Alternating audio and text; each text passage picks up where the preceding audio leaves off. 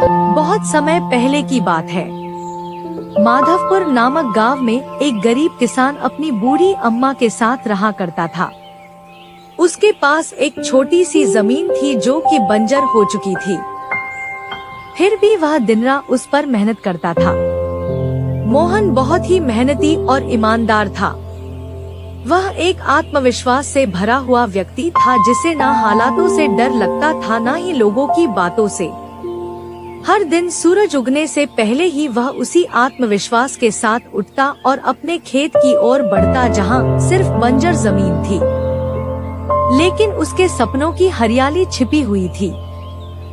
उसे यकीन था कि एक दिन उसकी मिट्टी उसे जरूर जवाब देगी, सोने जैसी फसल बनकर।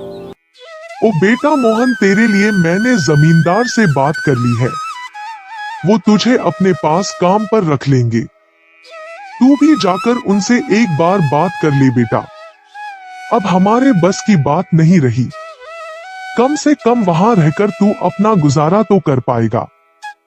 मुझे तेरा बहुत ख्याल है मोहन, इसलिए यह कदम उठाया। जाकर बात कर ले, सब ठीक हो जाएगा।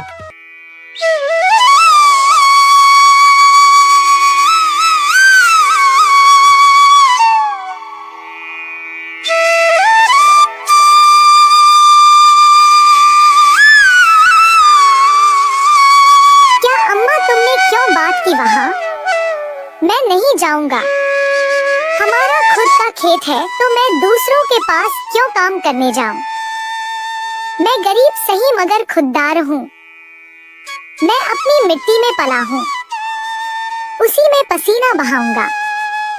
चाहे जितनी भी मुश्किल हो अम्मा, मैं अपनी ही जमीन पर मेहनत करूंगा, किसी और की नौकरी नहीं करूंगा। अरे मोहन, उस बंजर जमीन में क्या उगाएगा तू? वो जमीन अब बिल्कुल बेकार हो गई है बेटा। ना उसमें नमी बची है ना जान। तू अपनी जिंदगी यूं ही जाया कर देगा। उस जमीन को संवारते संवारते मैं जानती हूँ तेरा हौसला बड़ा है, पर बेटा हौसले से पेट नहीं भरता। तू मेरी बात मान ले। वो जमींदार कम से कम तुझे रोज की रोटी तो देगा। अपनी जिद छोड़ दे बेटा। तू थक जाएगा पर वो जमीन कुछ नहीं देगी तुझे। अरे अम्मा, तुम बेकार में ही इतनी परेशान हो रही हो।